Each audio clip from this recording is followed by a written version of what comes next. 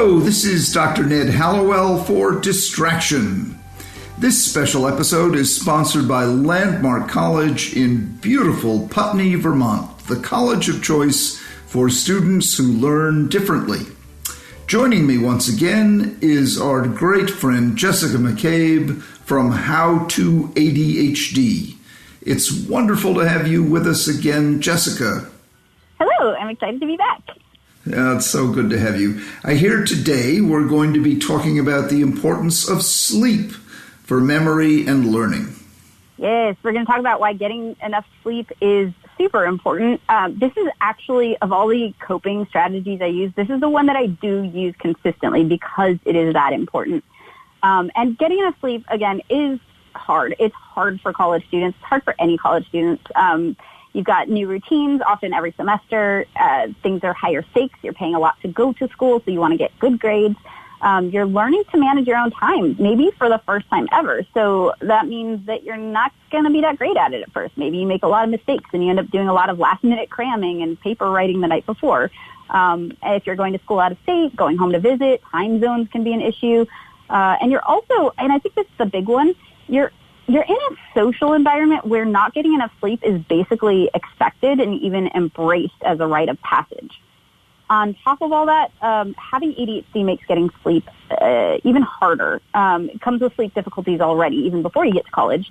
ADHD doesn't affect us only when we're awake. It affects us when we're asleep, too.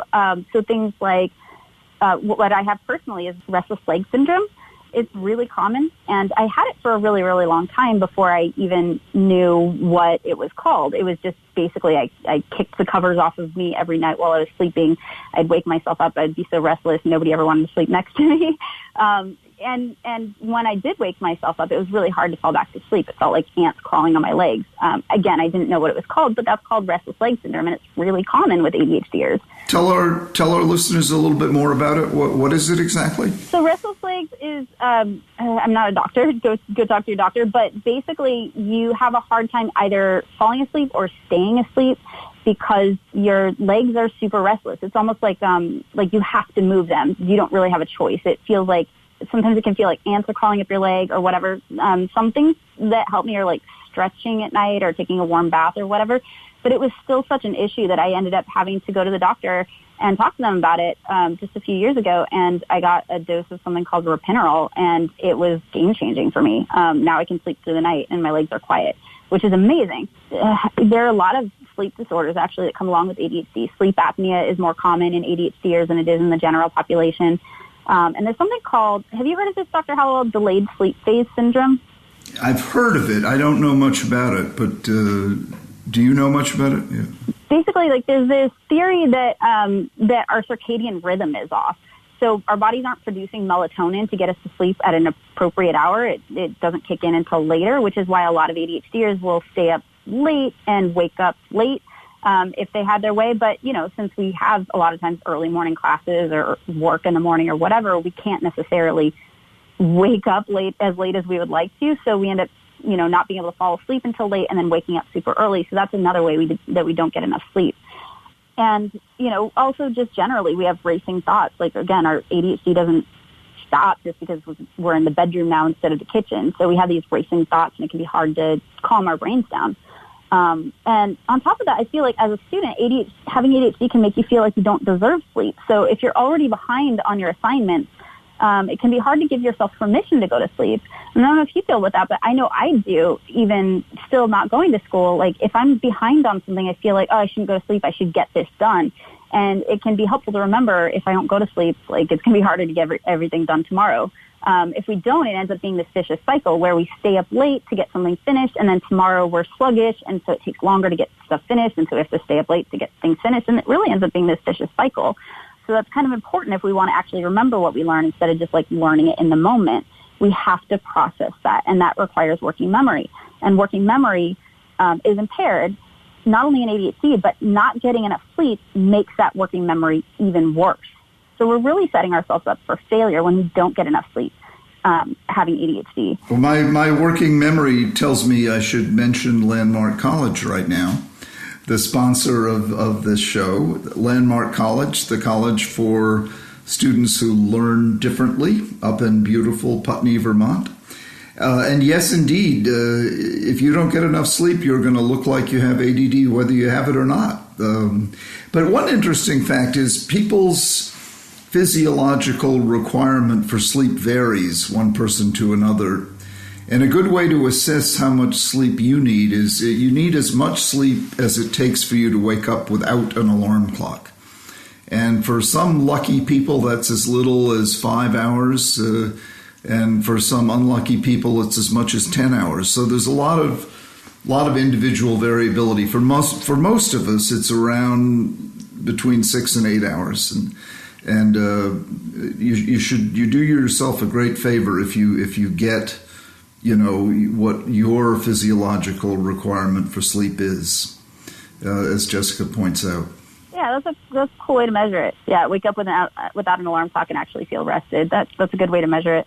I'm glad you mentioned Landmark, because I think that with the sleep stuff is another good place where it's really helpful to ask for help. It can feel like your school doesn't care or even doesn't want you to get sleep. Like, I don't know how many students have come to me like, my teachers don't care. Like, I think they get a kick out of me not getting sleep. But Landmark College actually suggested this topic idea to talk about how important sleep is, which I think is really cool for a college to do, because it means they know that sleep is important to being able to learn.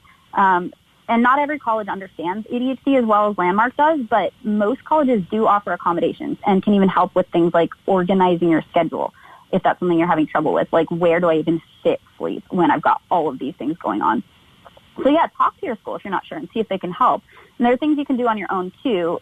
If you're having trouble falling asleep, the biggest thing that people seem to recommend, experts, is a nighttime routine, which I know routine sounds super boring, but make it one that you like so that you'll actually do it. Like, I don't care if it means like, and at the end I eat 3 M&Ms right before brushing my teeth. Like, whatever it is, like make it something that you'll want to do. And then don't do stressful stuff in bed. This was huge for me too. It made a big difference for me when I stopped checking my phone and trying to work in bed, because what eventually ended up happening was I started associating my bed with work or homework or whatever, and I would wake up in the middle of the night going, I gotta do this, and it was really hard to get a good night's sleep. So experts recommend using your bed only for sleep and, other stuff. It's also helpful to use blue light filters at night. So blue light from phones and computers, it stimulates daylight, which makes it harder for our melatonin to kick in, which again, a lot of us are already having trouble with. So let's not make it worse. So either don't use your electronics, or since we're going to be using our electronics probably anyway, let's be real, use a blue light filter. So there's one called Flux. You can go to getflux, flux.com, I think, or just Google it. For computers, it works really well, and you can set it to your time zone. You can let it know when you go to sleep, when you wake up, and it can adjust it so that when you're needing to fall asleep, it'll change the light on your computer, so it'll be easier for you. And then you have settings on your phones as well that you can go into. What does it do again, Jessica? It filters the... Yeah, it filters out the blue light. So the blue light it's the cool light that comes from your phone. It's almost like white. It simulates daylight. So it tricks your brain into thinking it's daytime. And so it's harder to fall asleep because you're not producing the melatonin you need to get sleepy. So the blue light filters, they're not perfect, but they help quite a bit. They'll make your screen look a little more yellow, orangey, a little more warm tones so that your brain doesn't think it's daytime. Essentially. So it would be better, of course, not to be using a screen at all, right? But yeah. If you can do something more relaxing before bed, like read a book before bed instead of playing on your phone or whatever, that's ideal. But if you're up late using your computer because you've got a paper you need to do or whatever, that's going to happen. Make sure you're using a blue light filter. I'm just looking at Amazon. They have blue light filter glasses too. Yeah, you can use those. There's all kinds of things. So the other half of it is you have trouble waking up. So a lot of us have trouble falling asleep, but we have an equally hard time waking up. We'll fall into like the sleep of the dead somewhere around like 4 a.m. and have such a hard time getting out of bed. So there's a few tricks there too. If you take stimulant meds, try taking them half an hour before you actually have to get out of bed. Take your meds, go back to sleep. Do you use this trick with your patients? No, I don't, but it sounds like a great idea. It's fantastic. It's the only way that I ever got out of bed in high school. My mom used to have such a hard time. Like, I would sleep like the dead. I would, after having such a hard time falling asleep, I would roll out of the top bunk bed down the ladder and not wake up. And so my mom stopped trying. She just ended up giving me my pill half an hour before I actually had to get up, and then coming back half an hour later to wake me up. And that was the only way I could actually get up. That's great. If you're on your own, which a lot of times we are in college, use multiple alarms, preferably like across the room, so you actually have to get up and turn them off.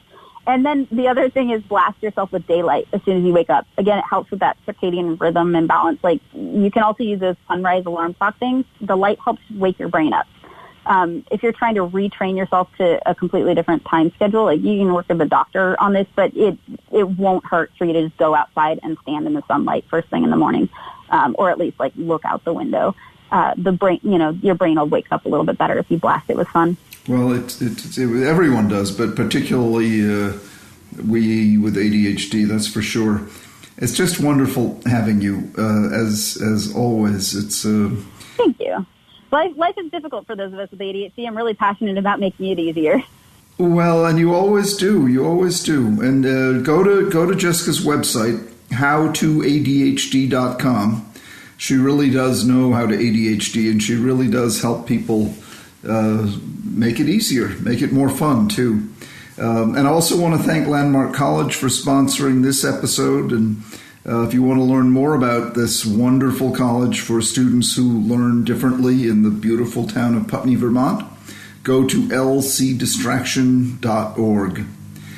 And we here at Distraction are going to be taking a short break as we gear up for Season 4. I can't believe we're already into Season 4. I think we just started yesterday. Barry Berman came to me and said, "Would you like to do a podcast?" And I said, "I'd love to, but I don't know how." And he said, "Well, we'll get you started." And here we are heading into Season 4. I'm still learning how, but with the help of Sarah and Barry and the wonderful production team, we're getting it done, and mostly with the help of you wonderful listeners and guests like Jessica. But please, while we take our little break and catch our breath and get ready for the next season, Season 4, we'd love to get your questions and show ideas. What would you like us to do more of in the next season?